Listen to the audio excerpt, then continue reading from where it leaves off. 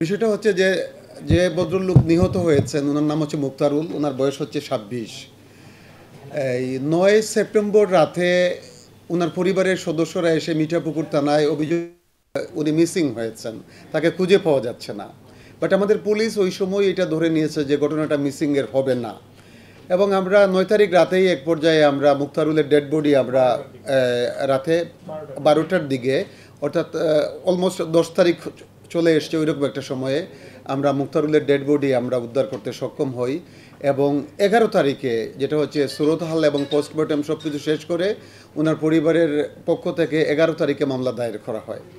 ১১ তারিখে যখন মামলা দায়ের করা হয়, পুলিশ তার নিজস্ব ইন্টেলিজেন্স এবং আমাদের যে ইনভেস্টিগেটিং অফিসার বা অফিসার ইনচার্জ এবং ইন্সপেক্টর ইনভেস্টিগেশন, আমাদের টিম ওয়ার্কটা পুরো কাজ করার পরিপ্রেক্ষিতে আমরা যেটা করলাম যে এই ঘটনায় আমরা জানতে পারলাম যে আমাদের ইন্টেলিজেন্সে যে তৌহিদুল এবং আল আমিন নামে দুইজন ব্যক্তি, তারা হচ্ছে এই ঘটনার পরিকল্পনাকারী।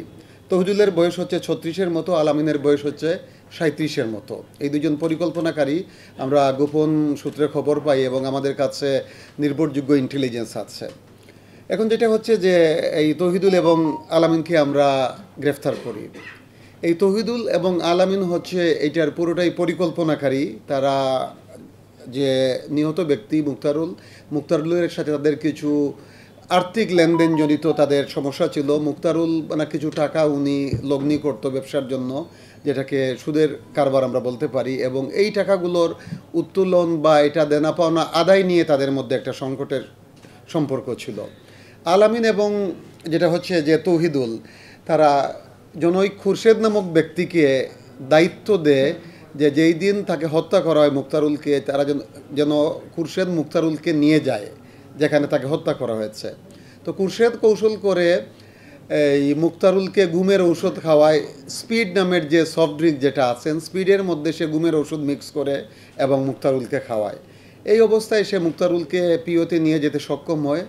ওখানে যাওয়ার পরে খুরশেদ যে ভদ্রলোক হত্যাকাণ্ডের শিকার হয়েছেন তার দুই পা ধরে, এবং যেটা হচ্ছে যে আননোন আরও চার ব্যক্তি প্রথমে স্ট্রেবিং করে মুক্তারুলকে ছুরিকাঘাত করার পরে যখন তারা দেখলো যে সে মারা যাচ্ছে না, তারপর তাকে জবাই করে হত্যা করে।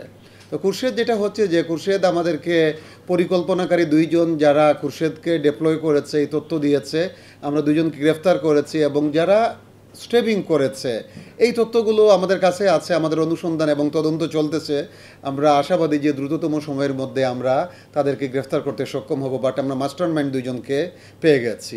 আমরা আমাদের তদন্ত করতে গিয়ে আরও বেশ কিছু বিষয় জানলাম যে মুক্তারুলের আমাদের ধারণা, যেটা আমাদের ইন্টেলিজেন্স আছে, ৩০ থেকে ৩৫ লাখ টাকার মতো সুদি কারবারে লগ্নি আছে, এবং সমাজের বিভিন্ন শ্রেণী পেশার মানুষ তার কাছে এই সুদের টাকা নেয়। তো আমরা এটা আমাদের একটা ধারণা বা আমাদের ইন্টেলিজেন্স যে এই সব টাকা যারা দেনা আছে মুক্তারুলের কাছে, তাদের ইনভলভমেন্ট থাকতে পারে এই ঘটনার সাথে। আমাদের তদন্ত অব্যাহত আছে এবং আমরা খুবই আশাবাদী যে এই ঘটনার সাথে ইনভলভ অন্যান্য ব্যক্তি যারা আছে তাদেরকে আমরা গ্রেফতার করতে সক্ষম হব।